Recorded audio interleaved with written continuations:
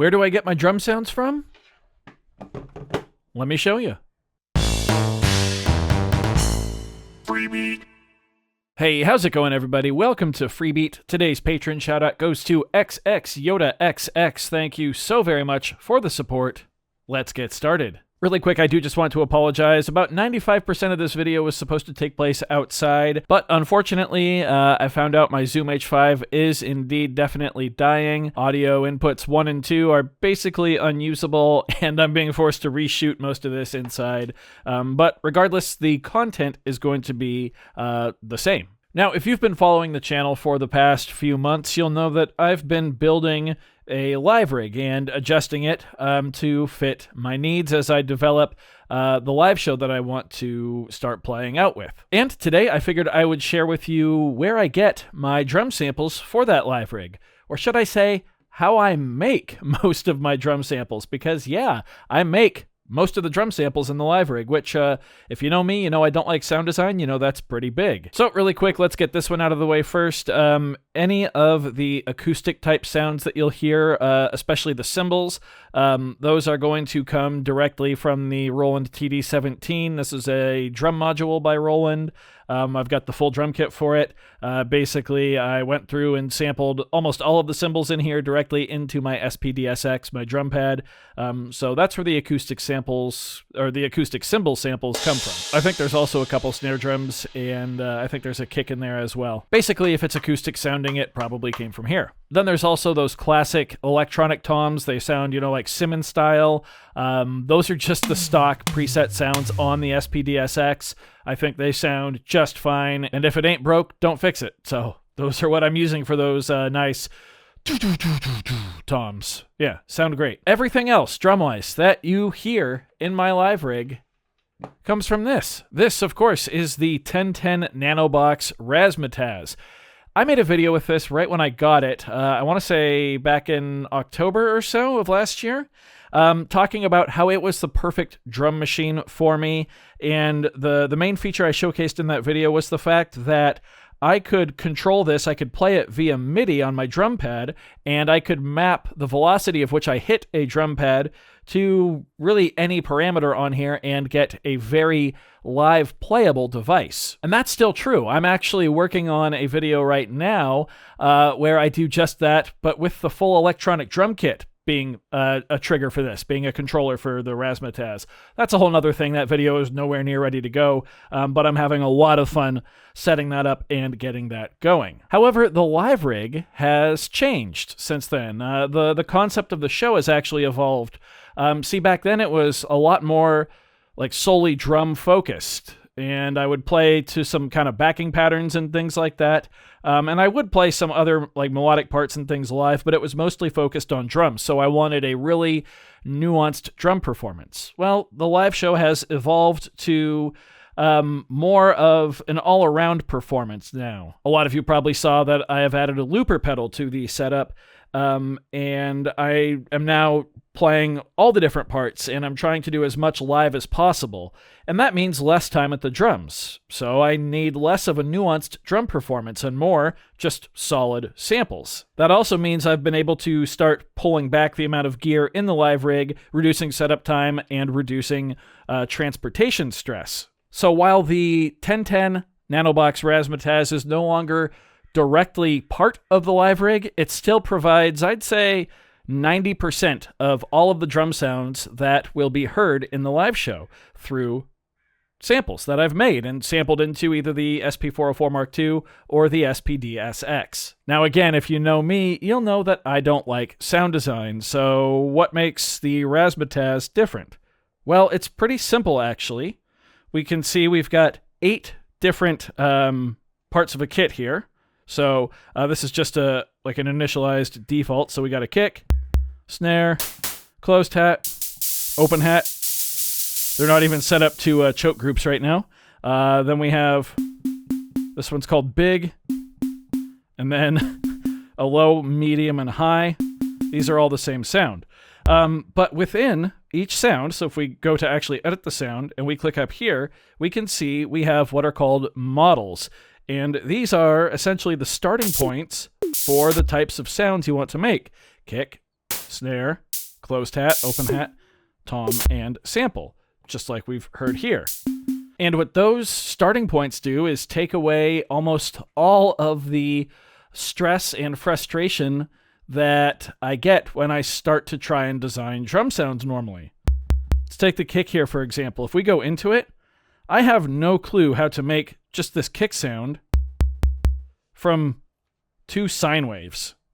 I don't know how to do that. Might be easy to some of you. To me, no. I'm dumb when it comes to sound design.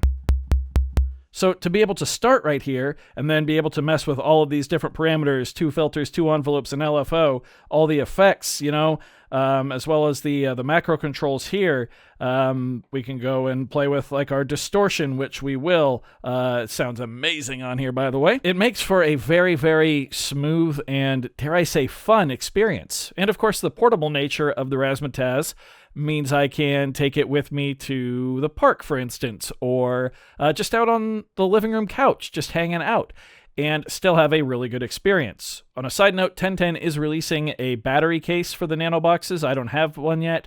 I probably will get one, as I really do love the Razzmatazz and the Fireball quite a bit. But thanks to it being USB Type-C powered, it's super easy to just, bring a battery bank with you. Anyway, let's try to design a nice thumpy kick here. And again, I'm bad at electronic music terminology and things like that, so just bear with me. I'm just going for it, okay? The first thing we're going to do is go into the sequencer here, and I'm going to put this kick 4 on the floor. That way I don't have to keep triggering it to mess with it. So, we got our pitch here. These are just like easy macros here. We got our decay. We got our bend, the time of the bend,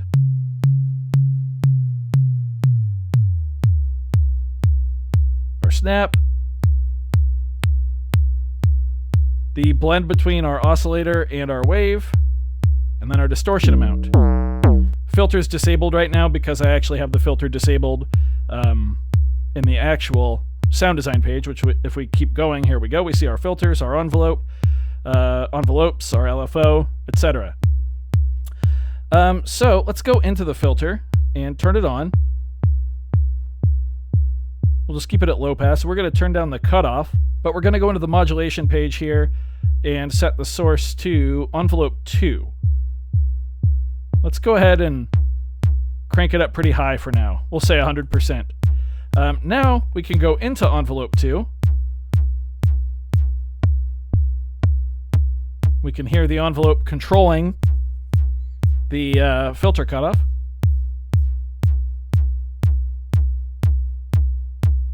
Sounds good there. Now we can go back into filter 1. Mess with the cutoff a bit if we want. Mess with the resonance if we want. And let's bring down the amount of modulation there. That sounds good. I'm going to go back to envelope 1. Bring down the decay. I don't really like kicks that ring out a lot. I like them to be nice and tight, typically. Okay, that's sounding good. We can go in and assign like the LFO to something if we want, but typically with kicks, I don't really do that. What we can do is go into our digital effects section here. We have the resonator.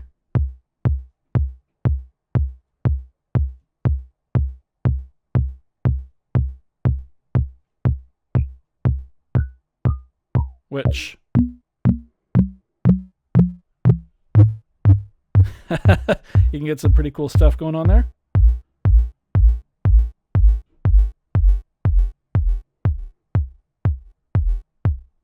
I'm not exactly sure how all this works, but that does sound pretty big. And since we're sampling it, we can always cut that tail part, which that's the best I can describe that. We got our snap type and snap level. I'm not a big fan of like super aggressively snappy kicks, but I gotta admit, that sounds pretty cool. We have our distortion here.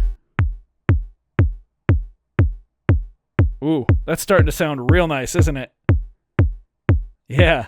We might be clipping on the audio interface. I'm going to bring down the volume a bit. I have it maxed because the headphones I was using with it at the park were quite a bit softer than what I'm used to. Now, there also is a rate crush down here and a bit crush. This might not be a sound that I would use in a song, but kind of fun for like a drum solo or something like that. By the way, if you see these 3 dots to the side, that means this is a modulatable parameter. That's sounding pretty good. Let's go mess with our effects. So we've got a delay here, which, I'm sampling it, so I'm probably not going to use it. Reverb, probably not going to use it. But here we have our cab distortion.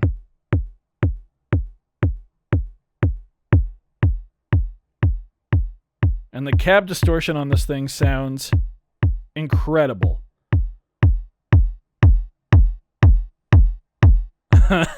Listen to that. You can play with the pre-frequency here. Distortion type, you've got artificial, solid state. Oh my god. That's definitely clipping. And tube. Yeah. I'm going to keep it to artificial here. I think that sounds really nice. Mess with your post frequency as well.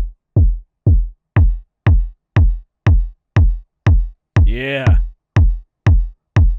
And then all of your comb settings here.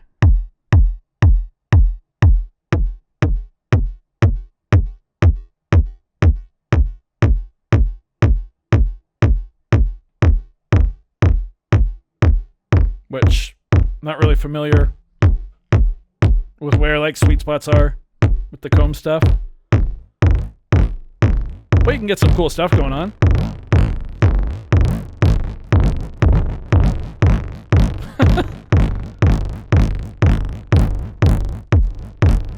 Oh, that's bipolar. I did not realize that. Anyway, we'll leave that off. We'll say that's a pretty good kick sound for now.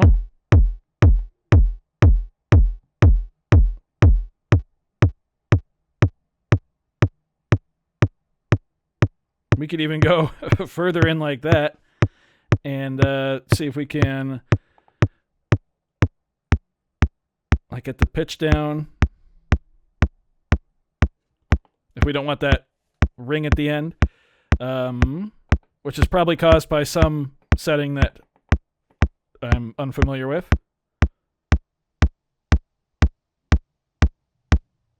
Yeah, this is sounding worse, isn't it? Well, I don't know. The distortion goes a long way on this thing.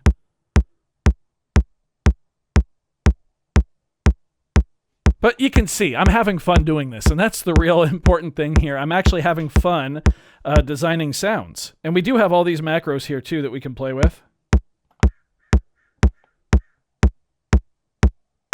Our snap. Play with our filter settings. Pitch. I think it was about right there. We can mess with the decay right from here.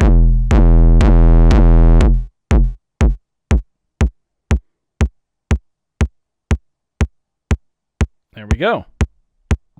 And what's also cool is you can actually save the pad itself too. So you can call that up at any time, or you can also save just the whole preset as its own thing too. The whole kit, I mean. Also, here's a little tip. The 3 lines here are actually a different menu than just tapping right up there by the name. That one took me a while to figure out. Also, let me speak to the UI on this thing now after I've had it for a few months. I really have no problems with it. I was a little nervous at first, but the combination of the 4 buttons plus the 2 knobs plus the touchscreen, it works just fine. The only complaint I have for the UI at all would be, whoops, I did it again, didn't I? Right there we go. The keyboard, the on-screen keyboard. So if I click rename pad, this can get a little dicey here because, well, for one, I've got big fingers, but I'm trying to click or type distorted kick or dist kick, and as you can see, it's it's not the easiest to type on, but that's really my only complaint with the UI. It's also a lot easier to type on it when you're not filming. But there we go. Yeah, distorted kick. Perfect. So there you have it. That's where I get my drum sounds. Like I said, some of them do come from the Roland TD-17. A few of them are just stock sounds from the SPD-SX, but the majority of them are sounds that I have made here on the 1010 Nanobox Razzmatazz. I do hope you found this video informative or at least entertaining. If you did, be sure to leave a like on it. If not, you can always leave a dislike. That's okay too. Doesn't hurt my feelings, just makes me try that much harder next time. Either way, be sure to hit that subscribe button, ring that notification bell. Thank you all so very much for being here. Thanks for watching. We'll see you next time. Bye.